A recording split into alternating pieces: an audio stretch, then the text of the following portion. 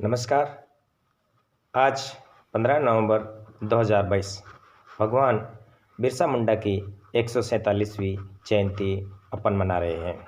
क्योंकि अपना भारत वर्षों तक कितने ही लोगों का गुलाम रहा है। शक, कुषाण, हूण, मुग़ल, अंग्रेज़, इस प्रकार से अनेक लोग हिंदुस्तान आते गए और इनको गुलामी की जंजीरों में जकड़े रखा। सबसे लंबा काल इन अंग्रेज़ों का चला, जिसमें लगभग 250 वर्ष तक इन्होंने भारत पर अपना राज किया और भारत को ऐसी स्थिति में ले जा करके छोड़ दिया कि आज दिन तक अपन उबर नहीं पाए हैं। भगवान बिरसा मुंडा झारखंड में एक उलहत्तू नामक गांव में हुआ था। उनके पिता का नाम सुगना मुंडा तथा माता का नाम करमी हत्तू था। जब उस आदिवासी परिवार में सुगना मुंडा के जब एक बेटे का जन्म हुआ, उस वक्त इन आदिवासियों की ऐसी स्थिति थी कि उनके घर में खाने को चावल और दाल तक नहीं थे, पहनने को कपड़े नहीं थे। तो जिस दिन इस बालक का जन्म हुआ, उस दिन बिल्कुल भी उस घर में एक दाना चावल का भी नहीं था और बृहस्पतिवार के दिन इनका जन्म होने की वजह से इनका नाम बिरसा रखा। इनके नाम से आदिवासी समाज में एक खुशी की लहर दौड़ गई और बिरसा नाम से ही लोगों को ऐसा लगा कि ये हमारा उद्धारक होगा, ये हमें आदिवासियों के लिए जीवन दान देगा। और बचपन से ही उनको भेड़ चराने और रेत में खेलने का अच्छा शौक़ था और वो बांसुरी बजाते थे। उनको पढ़ने के लिए उनके मौसी के यहाँ भेज दिया और वो दिन भर बांसुरी बजाते थे, इसलिए मौसी ने उनको उनके घर पर वापस भेज दिया। बिरसा मुंडा के पिताजी सुगना मुंडा ने फिर उनको अपने रिश्तेदारों के यहाँ पास में ही एक शहर था, वहाँ पढ़ने के लिए भेजा। वहाँ पर ईसाई मिशनरियों की स्कूल चलती थी।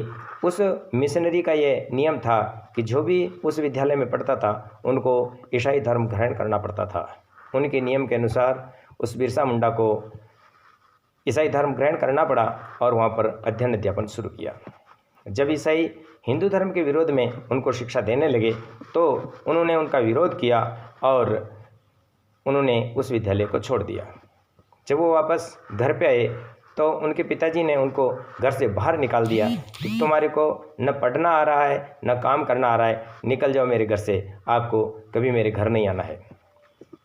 आत्मसम्मान खो चुका आदिवासी समाज उन अंग्रेज़ों की गुलामी में जकड़ा हुआ था, लेकिन वो बिरसा मुंडा जिन्होंने उस आदिवासी समाज को अपनी दो आँखों से देखा, उनके ऊपर हो रहे अत्याचार, उन अत्याचारों को देख रहा था। जो जमींदार, फिरंगी, कोर्ट कचहरी, दलाल आदि उनको अनेक प्रकार के कष्ट देते थे, बेगारी करवाते थे, उनसे वो दुखी हो गए थे। जब उनके पिताजी ने उनको घर से बाहर निकाला तो जंगल में अपनी किताबें लेकर के जा रहा था और उसी वक्त एक मृत्यु की एक मरी हुई लाश जाती हुई दिखी तो वो झाड़ियों में छिप करके देखने लगा कि क्या करते हैं। वो लाश वो आदिवासी लेकर के जंगल में गए, खड्डा खोदा और उस लाश को दफना दिया और उनके साथ में उनके जो जेवर भी थे वो भी उनको मिट्टी में दबा दिए। इस चीज़ को देख रहे थे, उनको लगा कि ये कैसे मूर्ख लोग हैं जो मरी हुई लाश के साथ में इन गहनों को भी दबा दिया। और वो उनके जाने के तत्काल पश्चात उस कब्र को उन्होंने फिर से खोदा और गहने निकाल लिए। लेकिन गलती से जब वो कब्र दबाई जा रही थी तो वहाँ उन लोगों का फावड़ा वहाँ छूट गया। तो वो फावड़ा लेने के लिए एक व्यक्ति वापस आता है और वो देखता है कि बिरसा उस कब्र को खोद करके उनमें से गहने निकाल रहा था। बिरसा तो गहने निकाल करके चला गया और उन्होंने उस व्यक्ति ने उन सभी को जाकर के कहा कि उस कानी के कब्र से बिरसा गहने निकाल करके लेके गया। बिरसा उन गहनों को बाज़ार में बेच करके और अपने परिवार के लिए चावल और दाल खरीद के ले गया, कुछ कपड़े खरीद के ले गया। घर पर जाकर के वो दाल चावल बनाकर अपने माता पिता को खिला ही रहा था कि इतने में वो कानी के परिवार वाले उनके घर पे आ गए और आकर के कहा कि ये बिरसा ये बहुत ही बेकार आदमी है, ये धर्म विरोधी है और उन्होंने कानी के कब्र से गहने निकाल लिए और उनको बेच करके आपको ये चावल खिला रहे हैं। उस वक्त भी उनकी माँ और पिताजी ने उनको गालियां देकर धक्के मारकर उनको घर से बाहर निकाल दिया कि तू कितना नालायक आदमी है कि इस तरह से हमारे नियम और कानूनों को भी हमारे धर्म विरोधी काम में तो लगा हुआ है। लेकिन उन्होंने उनकी माँ और पिताजी को भी समझाया कि माँ, ये मुर्दे कभी सोने चांदी अपने साथ नहीं रखते हैं और मुर्दे कभी भोजन नहीं करते हैं, भोजन तो जिंदे लोगों को ज़रूरत होती है, आप इस अंधविश्वास से बाहर क्यों नहीं निकलते हैं। लेकिन उनको विश्वास नहीं हुआ और उनको धक्के मारकर घर से बाहर निकाल दिया। वो मन ही मन बहुत पछता रहा था। वो सोच रहा था कि क्या होगा मेरे इस आदिवासी समाज का, पता नहीं, वर्षों तक इनका शोषण हुआ है, गुलामी सही है और अभी ये इनकी बेड़ियों से बाहर नहीं निकल रहे हैं। इसी प्रकार से वो एक दिन कुछ मुंडा आदिवासी लोग एक जमींदार के घर के बाहर बैठे हुए थे। उनको उन्होंने अपनी आंखों से देखा, उनके पास गया और उनसे उनका परिचय लिया। तो पूछा गया कि आप कौन हो, तो उनका अलग अलग परिचय भी हुआ। अलग अलग गाँव से लोग आकर के उस जमींदार के बाहर बैठे थे। उनको पूछा गया कि आप क्यों आए हो, तो यहाँ पर जमींदार के कहने से आए हैं। इतने में जमींदार अपने घर से बाहर निकलता है और उनको डांट फटकार लगा करके कहता है कि तुमने आने में इतनी देर कैसे लगाई, मेरी पत्नी को जगन्नाथपुरी दर्शन के लिए जाना था और यहाँ पर जो साहब आए हुए हैं अंग्रेज़, उनके लिए किसी रात्रि विश्राम के लिए किसी महिला की व्यवस्था क्यों नहीं की, उनके खाने के लिए मांस की व्यवस्था क्यों नहीं की, ऐसा करके और उन लोगों को प्रताड़ित किया। तो इस चीज़ को भी वो बिरसा मुंडा देख रहे थे। उनके मन में और तेज़ी से आग लगी और उन्होंने सोचा कि मैं इन आदिवासियों को ऐसे लोगों से उबार कर रहूँगा, इन फिरंगियों को मेरे इस हिंदुस्तान से बाहर निकाल के रहूँगा। ये आग उनके मन में लग गई थी और वो वहाँ से आगे निकला और आगे उनको एक आनंद पांडे एक व्यक्ति मिले। वो वहाँ पर एक शिक्षण का कार्य करते थे। आनंद गिरी ने कहा कि बिरसा, आप मेरे साथ आइए, मुझे पता है कि आप इस आज़ादी की जंग में लगे हुए हैं, आप मेरे साथ हो जाइए, आपको मैं आयुर्वेद का ज्ञान देता हूँ। बिरसा मुंडा उनके साथ चले गए आनंद पांडे के साथ में और उन्होंने काफ़ी समय तक उनके साथ में आयुर्वेद का ज्ञान प्राप्त किया। ज्ञान प्राप्त करने के पश्चात वो अपने मूल गांव उलहत्तू वापस आए। वापस आते ही उनके परिवार वाले बहुत खुश हुए कि अरे बिरसा आ गया, बिरसा आ गया, बिरसा आ गया, और पूरे गांव वाले इकट्ठे होकर के बहुत ही उनका खुशी हुई और उनका जश्न मनाया। जब उनका चेहरा चमका हुआ था, ज्ञान से ओतप्रोत था, फिरंगियों की दास्ता से मुक्ति की ललक उनके दिमाग में थी, तो उन्होंने इकट्ठा करके गांव वालों को कहा कि मेरे ग्रामवासियों, मैंने भगवान के दर्शन किए हैं। और उस वक्त आदिवासियों के जो भगवान थे, आदिवासियों के भगवान थे सिंह बोगा, तो वो सिंह बोगा को ही मानते थे। और बिरसा मुंडा ने कहा कि मैंने सिंह बोगा के दर्शन किए हैं, और आदिवासी खुश हो गए कि अरे बिरसा, तूने सिंह बोगा के दर्शन किए? हाँ, मैंने सिंह बोगा के दर्शन किए हैं, सिंह बोगा मुझे मिला है। तो क्या कहा सिंह बोगा ने? सिंह बोगा भगवान ने कहा कि तुम अनेक देवताओं को मत मानो, केवल मेरी ही पूजा करो। आदिवासी एक स्वर में बोल पड़े, हाँ, अब हम सिंह बोगा के अलावा किसी और को नहीं मानेंगे। और उन्होंने क्या कहा? उन्होंने कहा कि अब आप जमींदारों के दबाव में नहीं रहोगे, फिरंगियों का कहना नहीं मानोगे, कोर्ट कचहरी और दलालों के चक्कर में नहीं पड़ोगे, अपनी ज़मीन अपने पास रखोगे। और क्या कहा? और उन्होंने सिंह बोगा ने कहा कि तुम गाय की सेवा करोगे, अपने घरों की साफ़ सफाई रखोगे, मांस नहीं खाओगे, शराब नहीं पियोगे, अपने घर पर सफ़ेद झंडी लगाओगे और अपने घर पर एक तुलसी का पौधा जरूर लगाओगे। तो सब जितने भी आदिवासी थे उन्होंने उनकी बात को एक मत स्वीकार कर लिया और सब ने सिंह बोगा की जय जयकार की। और एकदम से बिरसा मुंडा एक भगवान के रूप में इन आदिवासियों के बीच में आया और फिर वो गांव-गांव घूम कर इन फिरंगियों के विरोध में आदिवासियों को जगाने का काम शुरू कर दिया। धीरे धीरे उनकी एक बहुत बड़ी आदिवासी जनता उनके पीछे चल पड़ी। जब इस प्रकार का माहौल देख करके और उन क्षेत्रों के रहने वाले जो जमींदार लोग थे, इन फिरंगियों के जो चमचे थे, उन्होंने उनको सूचना दी कि बिरसा मुंडा जो आदिवासियों को जगाने का काम कर रहा है। तो फिरंगियों को पता चला, तो उन्होंने उनका दमन करने के लिए योजना रची।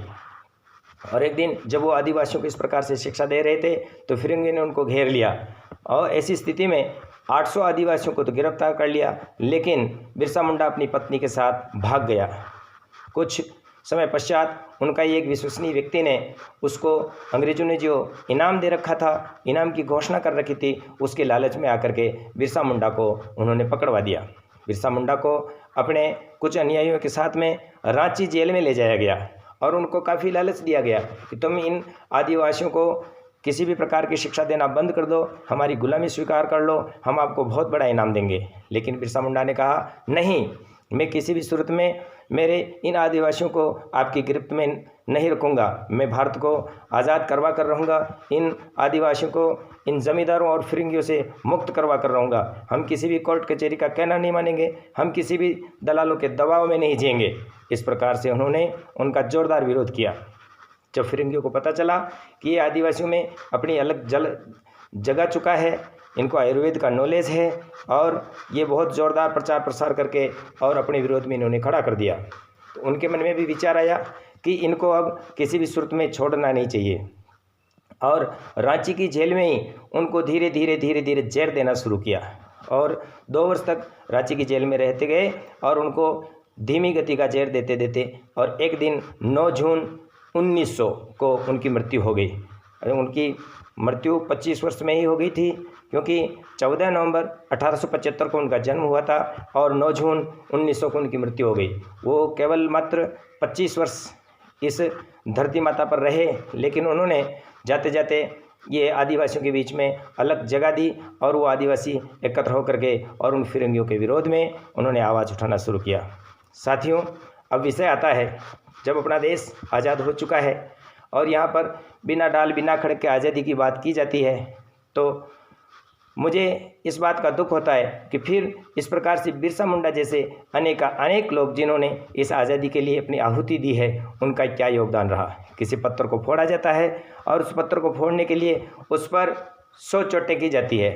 99 चोट के बाद 100वीं चोट लगती है और 100वीं चोट में वो पत्थर फूटता है। इसका अर्थ ये तो नहीं होता है कि वो 99 चोटें बेकार गई। तो इस प्रकार से जितने भी शहादत देने वाले जो वीर सेनानी थे, उन सभी की किसी न किसी रूप में आज़ादी के आंदोलन में अपना हिस्सा रहा है।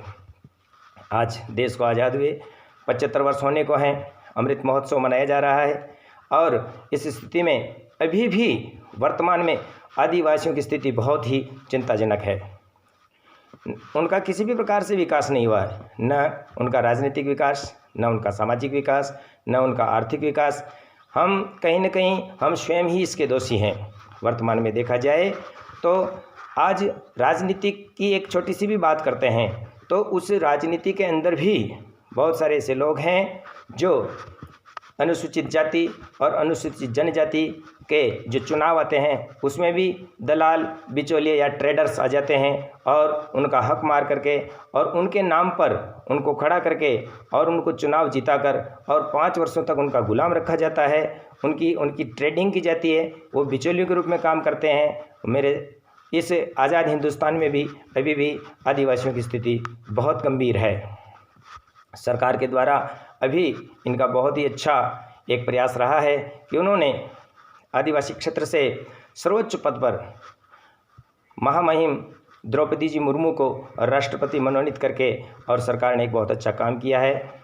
इस बिरसा मुंडा जयंती पर मैं आप सभी को बहुत बहुत बधाई देता हूं और सभी आदिवासी समाज के बंधुओं और आम समाज से निवेदन करता हूं कि आज अब हिंदुस्तान 75वां अमृत महोत्सव मना रहा है। आज़ादी को 75 वर्ष होने को है।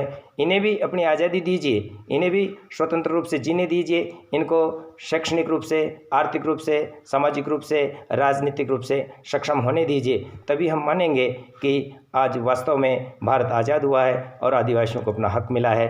बहुत बहुत धन्यवाद, आभार।